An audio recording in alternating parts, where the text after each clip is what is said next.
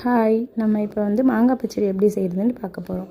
முதல்ல மாங்காவை எடுத்து தோல் சீவிட்டு இந்த மாதிரி குட்டி குட்டி ஸ்லைஸாக கட் பண்ணி வச்சுக்கணும். அப்புறம் அடுப்பை பற்ற வச்சு ஒரு எண்ணெய் சட்டி வச்சு 2 ஸ்பூன் எண்ணெய் ஊற்றிக்கணும். அதில் கடுகு போட்டு கடுகு நல்லா பொரியிற வரையும் வெயிட் பண்ணணும். கடுகு நல்லா பொரிஞ்சதுக்கப்புறம் அதில் 3 பச்சை மிளகாய் போடணும்.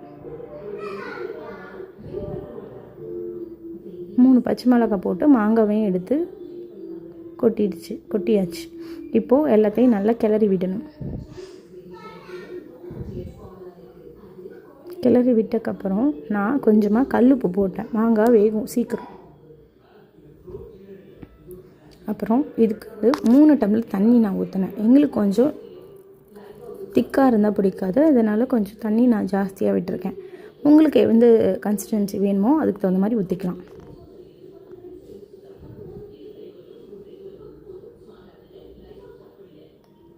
இப்போ ஒரு லிட்டு போட்டு இதை மூடி வச்சிடணும்.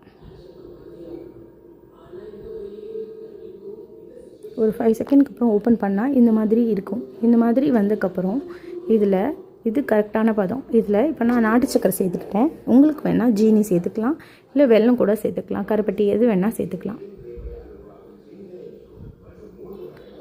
இதுவும் நாங்கள் ஸ்வீட்டு கொஞ்சம் ஜாஸ்தியாக நான் போட்டிருக்கேன். உங்களுக்கு எவ்வளோ வேணுமோ அதுக்கு தகுந்த மாதிரி ஆட் பண்ணிக்கலாம்.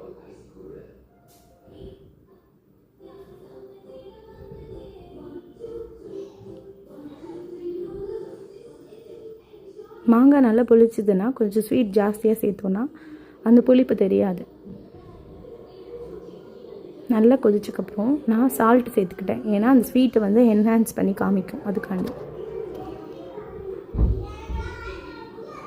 இதில் ஒன்று சொல்ல மறந்துட்டேன். நான் இதில் மிளகாத்தூள் ஆட் பண்ணேன், அது வீடியோ எடுக்க மறந்தாச்சு. இதுவும் போட்டுக்கலாம். அது போட்டோன்னா டேஸ்ட்டும் நல்லாயிருக்கும். பச்சை மிளகாலாம் இந்த மாதிரி நல்லா அதோட ஊறி வந்துடணும். நான் ஒரு ஸ்பூன் நெய் போட்டுக்கிட்டேன். இது ஆப்ஷனல் தான், வேணும்னா சேர்த்துக்கலாம்.